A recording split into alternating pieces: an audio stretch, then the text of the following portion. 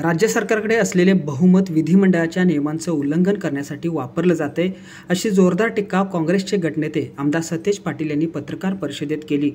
अजिंक्यतारा कार्यालयात आज पत्रकारांशी बोलताना त्यांनी विविध मुद्द्यांवर सरकारवर हल्ला चढवला।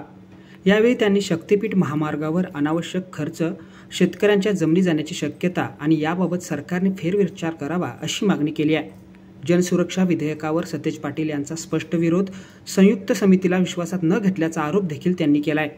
तर सामाजिक न्यायमंत्री संजय शिरसाट यांच्या पैशांच्या बॅगेचा व्हिडिओ आणि आमदार संजय गायकवाड यांच्या मारहाणी प्रकरणी पोलिसांकडून उशिरा कारवाई झाल्याचे देखील त्यांनी नमूद केलंय। दरम्यान कर्नाटक सीमा प्रश्नावर खासदार धैर्यशील माने यांना देखील त्यांनी टोला लावलाय। नावापुरता अध्यक्ष नको, प्रत्यक्ष कृती हवी, असं आमदार सतेज पाटील म्हणालेत। अलमट्टी धरण उंची वाढ प्रकरणात फक्त कोर्टात जाणे नव्हे तर जोरदार बाजू मांडणं गरजेचं आहे, असंही स्पष्ट मत आमदार सतेज पाटील यांनी यावेळी व्यक्त केलंय।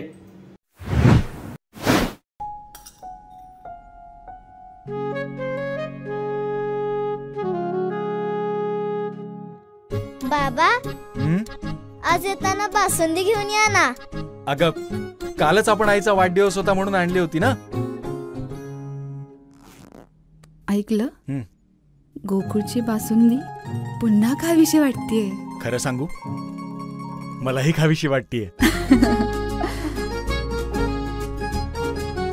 पुन्हा पुन्हा खावीशी वाटणारी गोकुळ बासुंदी।